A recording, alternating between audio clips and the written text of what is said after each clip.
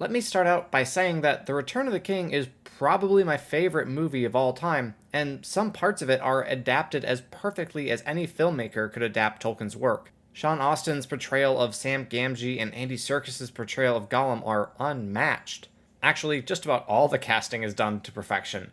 And the sets, they're incredible. The contrast of the beauty of Minas Tirith and the horrors of Mordor is absolutely stunning.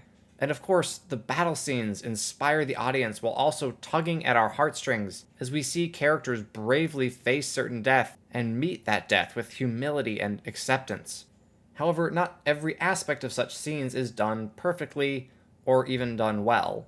The Battle of Pelennor Fields is an incredibly massive and emotionally powerful scene that includes what I consider to be the greatest scene in cinema history, the Ride of the Rohirrim. It's a shame then that this battle also includes one of the most frustrating instances of Deus Ex Machina that I've ever seen, which hugely cheapens and hollows the victory of men. So let's take some time examining the two versions of this battle, Tolkien's original and Jackson's adaptation, and discuss not only why using the Army of the Dead in this manner was so poor a choice, but also how beautiful and impactful Tolkien's Battle of Pelennor Fields is, and why staying faithful to the book would have been more fulfilling. The Siege of Gondor is, at its core, a test of men's ability to resist Sauron. Not defeat, mind you, but resist. By achieving victory at Minas Tirith, the men of the West survive and maintain hope that Sauron can be ultimately defeated, albeit not by their hands alone. It was a necessary victory, but not a decisive one. It was a victory won at a high price, one that greatly weakened the forces of the West, to the point that they had no hope of surviving the next onslaught. Those losses were, in the book, unavoidable. Every man who fell defending the city, whether he was from Gondor or Rohan, died with a purpose. So imagine how cheated you would feel if, in your dying moments, as a fallen soldier of the West, you see a bunch of glowing green skeletons wipe the floor with the whole host of Mordor without breaking a sweat. Your final thoughts would probably be something along the lines of, "Where was that army 5 minutes ago?" If the Army of the Dead in Jackson's film had shown up before the Rohirrim, Theoden and company would have had nothing to do other than pile the orc corpses and set them ablaze. Either that, or the Witch King, being the most powerful servant of Sauron, who is called the Necromancer, would have corrupted the dead soldiers, and we'd be watching a very different movie. All that to say, the army of the Deus Ex Machina basically invalidated the sacrifices made by the soldiers of Rohan and Gondor. Their deaths were unnecessary. They didn't contribute to the victory. The green tidal wave made the audience go, so all this other stuff was for nothing? No, it wasn't. Well, not if you stick to what should have happened. The victory at Minas Tirith in the book was proof that the world of men could resist the might of Sauron, if they united in strength and if the heir of Elendil came into his own. The siege begins with Gondor isolated, the armies of Mordor closing in throughout the endless night caused by the hand of Sauron. Gondor is not losing solely due to their lack of strength, however, for yet another weapon swifter than hunger the Lord of the Dark Tower had: dread and despair. It is the Nazgul, and the Witch King in particular, who are causing the defense of Minas Tirith to fail, because they drive the very hope out of those men who hear their cries. This isn't depicted quite as well in the movies. Obviously, the Nazgul are terrifying creatures as shown by the reaction of the soldiers to their screams, but Jackson used them more as a harrying air force, physically attacking the soldiers on the walls and destroying Gondor's defenses, whereas Tolkien writes, "Out of sight and shot they flew, and yet were ever present, and their deadly voices rent the air. More unbearable they became at each passing cry." It is only Gandalf's presence that bolsters the men of Gondor. Wherever he came, men's hearts would lift again, and the winged shadows pass from memory. This is indicative of the overall change of tone made by Jackson, with a stronger focus on action rather than the mystical and spiritual side of the battle. To be fair, it would be more difficult to depict the psychological oppression inflicted by the Nazgul, but if Jackson and company had found a way to more clearly display the effect of the Witch King and his kin on the forces of Gondor, the movie would have benefited. In the book, the tide of the battle does not ebb and flow merely with military maneuvers, stratagems, and the arrival of new forces, but with the rising and falling of hope in the hearts of the men who resist the forces of Mordor. The men of Gondor are strong, war-hardened veterans who would not be beaten by a mere rabble of orcs, if it were not for the fear inflicted by the Black Captain, as Faramir tells Denethor after Osgiliath falls. They are, as far as we can tell, able to resist the attempts by the orcs to conquer the wall via siege towers, and they force the conflict to center around the gate of Minas Tirith. It is there that Tolkien has the Witch King and Gandalf finally meet face to face, a duel that never materializes due to the arrival of the Rohirrim drawing the Witch King off.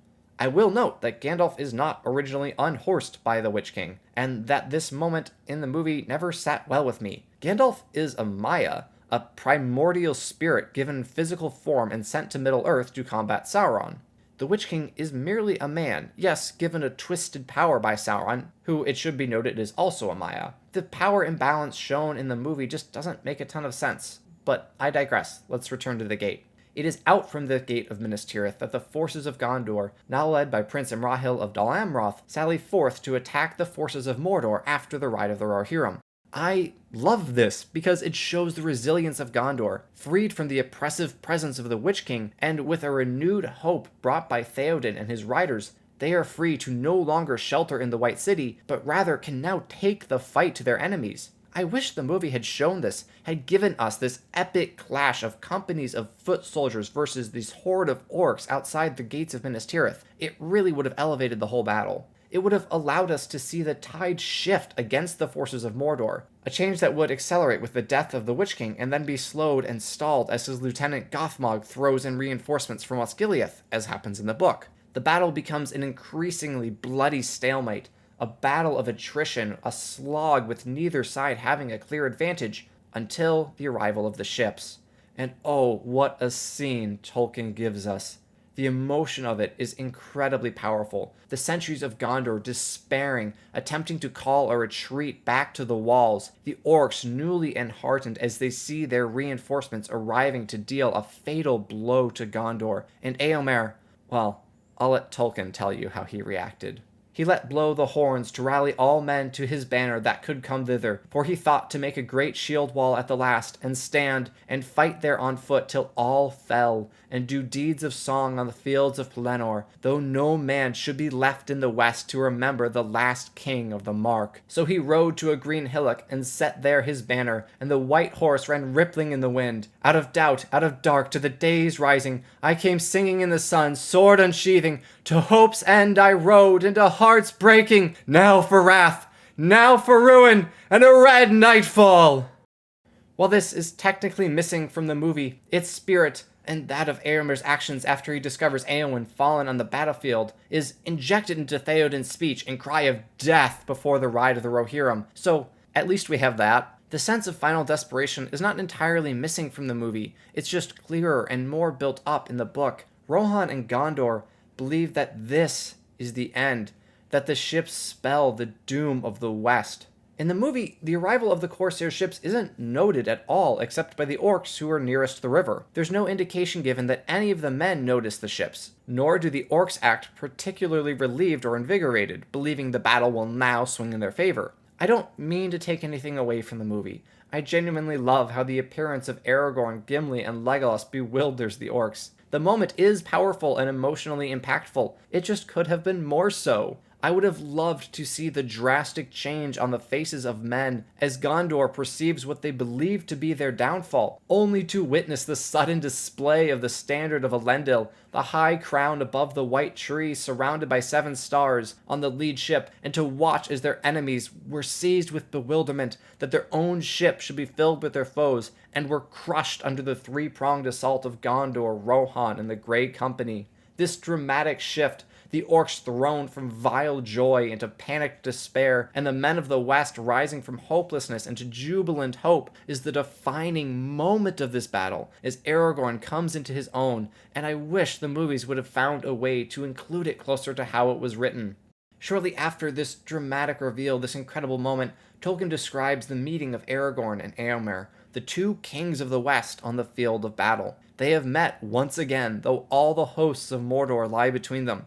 It's a wonderful moment. These 2 friends who have known each other for such a short time, but whose bond was forged in the fires of Helm's Deep and has become unbreakably strong. Their rest only lasts a few moments, though, as they must return to the battle to complete the utter destruction of Mordor's armies. As I just mentioned, Aragorn and Éomer are kings, and yet here they are, going sword to sword with their enemies, leading from the front as Theoden did earlier that day. What an incredible example of leadership. And since they don't have an invincible ghost army to do it for them, the two kings have to do the dirty work themselves.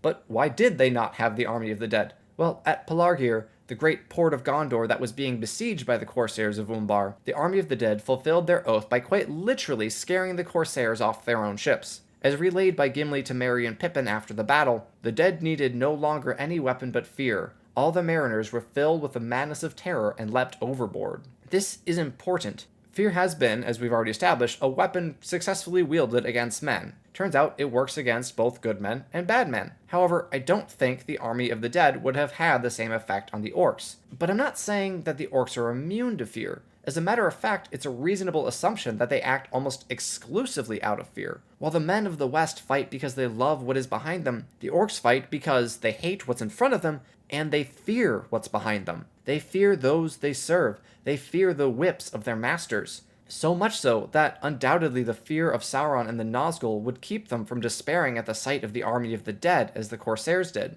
And since, as Gimli tells the Hobbit, the dead inflicted no physical wounds, they would be effectively useless against the armies of Mordor. But sadly, that's not the interpretation that Jackson went with. It's a shame. I really do love his version of the Battle of Pelennor Fields, and I haven't forgotten Theoden's death and Éowyn's heroism. Those are just saved for future videos. The siege of Minas Tirith as depicted in the movies is epic, vast, emotionally powerful, and it gives us the defining moments of some beloved characters. I'm sure there were constraints and they had all sorts of pressure to have the battle end in a timely manner, but I wish they had done so in a way that hadn't cheapened the sacrifices of everyone who died in the city and on the fields. I hope I've done a good job explaining how these two versions of the battle differ and how the book manages to convey the emotional, spiritual, and psychological sides of the battle in a beautiful, powerful way, which the movie just doesn't quite match. This was not merely a battle of man versus orc, but a battle of hope versus despair.